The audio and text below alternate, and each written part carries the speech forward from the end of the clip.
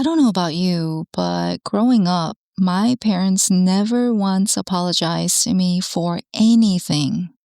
And I don't mean stuff like, oh, they forgot to pick me up from school one time. I'm talking about things that really hurt, like yelling at me for things that weren't my fault, or even verbal, emotional, and physical abuse. See, I come from a Korean family, so that's pretty normal. The older generation just doesn't apologize to the younger generation, like, ever. It's not a thing, and it doesn't matter what actually happened. They don't apologize. That's probably why I can count on one hand how many times they've said I'm sorry in my entire life. Maybe you've experienced this, even if you're not Asian. Maybe you grew up in a household like mine where sorry just wasn't a word that existed. Or maybe you're on the other side of it, where you're the one who has a really hard time apologizing and you're not totally sure why.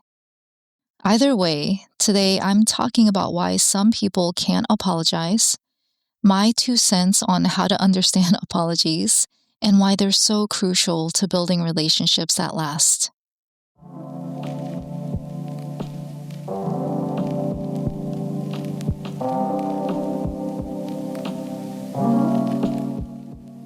You're listening to This Is How You Think, the show that remodels your mindset. I'm your host, Jewel Kim. Let's dive in. So I grew up with zero modeling of what an apology looked like. My parents never said, hey, I was wrong about that. I'm sorry. It just didn't happen. And my siblings were the same. When that's how you're raised, you don't even realize what's missing until you're much older and you start seeing it in other people. For example, I recently learned that a friend really struggles with apologizing to her kids. Even when her husband tells her, hey, you need to apologize for a child, she just can't do it. She says it feels wrong, like physically uncomfortable. Personally, I think it makes a lot of sense because her parents never apologized to her either, so she never received that, which is why it's very hard for her to give that because her family was like mine. My parents weren't any better. Their idea of teaching me how to apologize was terrible. Like, whenever I was quote-unquote bad, they would not only punish me, usually by making me stay in the plank position for hours, but they would demand that I apologize and say that I was sorry, which honestly just made me hate apologizing. So I would only do it to make the punishment stop, which was really more about compliance and not genuinely being sorry. It's probably why I spent a good portion of my younger life almost never apologizing. But it wasn't because I didn't care or I didn't feel remorseful. It was because whenever I heard, you need to say sorry, or even the idea of apologizing came up, it automatically triggered this feeling of, I'm a bad person, because of those childhood memories. The idea of offering an apology would bring up all this shame like I was some kind of criminal. It wasn't until I started dating my ex and went through so many freaking ups and downs that I eventually realized you can't forge a strong relationship if you're both unwilling to acknowledge that you've hurt the other person and that you're sorry for that. I had to learn that apologizing is really about owning what you've done so you can move forward with this other person. My parents never taught me that, so it took me way too long to learn the lesson as an adult in my 30s. Now, I get that not everybody gets to the same place, but just know that if you're like how I used to be, and if you continue to go through life never apologizing, your relationships are going to suffer like mine did. Because people don't forget what they can't forgive when there's never an apology. Most people have limits, and they can't put up with that forever. And that's me. I'm one of those people. If somebody wrongs me and doesn't apologize, I just can't stay in that relationship. It's a deal breaker. Friendships, dating, professional, it doesn't matter. The way I look at it is, if somebody can't even acknowledge that they did something wrong and offer an apology, how do you know it's not going to happen again? Like, really? That's why apologies are important. But I also don't believe in over-apologizing. And unfortunately, I think a lot of women fall into this. You know what I'm talking about. Somebody bumps into you at the grocery store, and yet somehow you're the one who says sorry. Or you send an email that starts with, sorry to bother you, when you're literally just doing your job. Maybe you ask a question in a meeting and you open with sorry. And that one especially makes me cringe because I'm like, sorry for what? For having a question? Like, why would you start like that? As a woman, I really wish women would stop with the perpetual apologizing. For people like them, I think apologizing has become some kind of reflex. Like they don't even realize that they're wasting their credibility and their authority on this I'm sorry for existing energy. And then they're surprised that they're not getting the promotion or they're not seen as a leader. But I digress. So, on the one hand, you've got people like my parents who never apologize. And then on the other hand, you have the people who apologize for everything, so it's practically meaningless. And I think you see people all over the place like this because most people have never really been taught to think about what an apology is even for. So when I think about apologies, this is the picture I have in my mind. Your life is like your house. You let people into your house and they spend time there.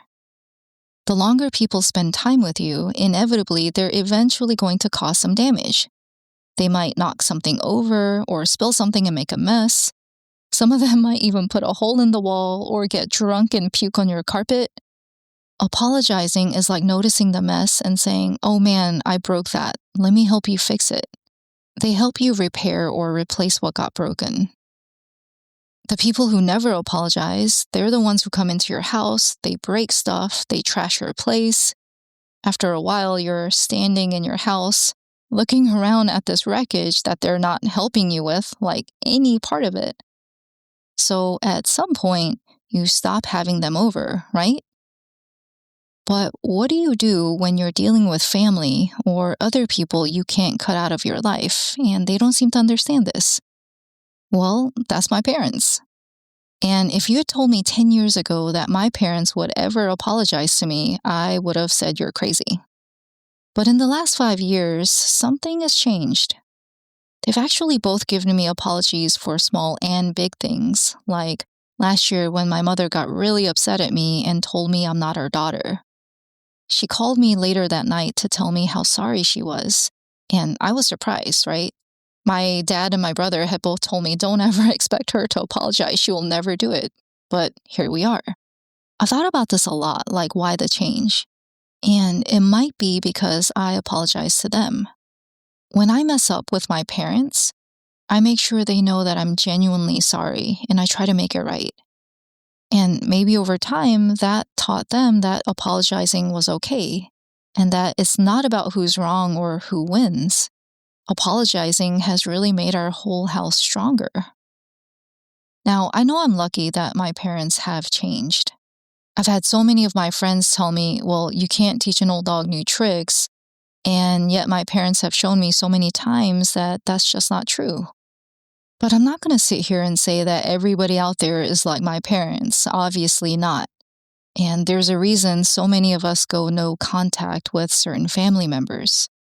I'm also pretty sure that all of us know at least one person right now who would rather die before they ever say the words, I'm sorry.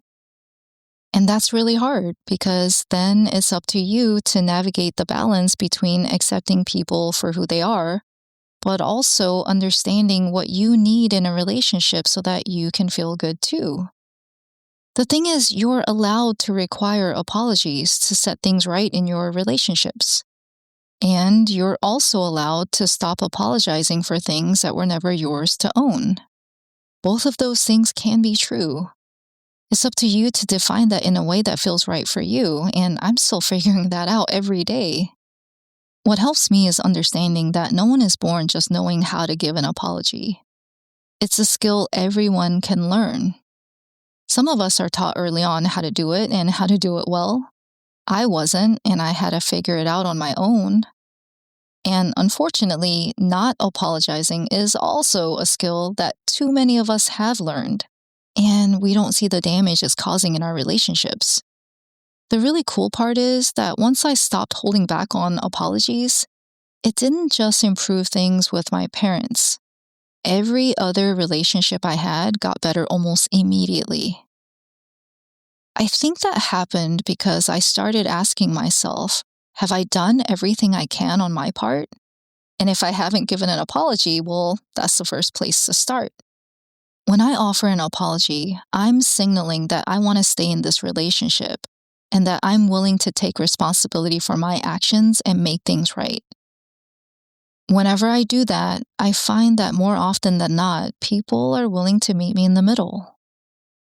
So if you're someone who still struggles with apologizing, just know that you can learn it.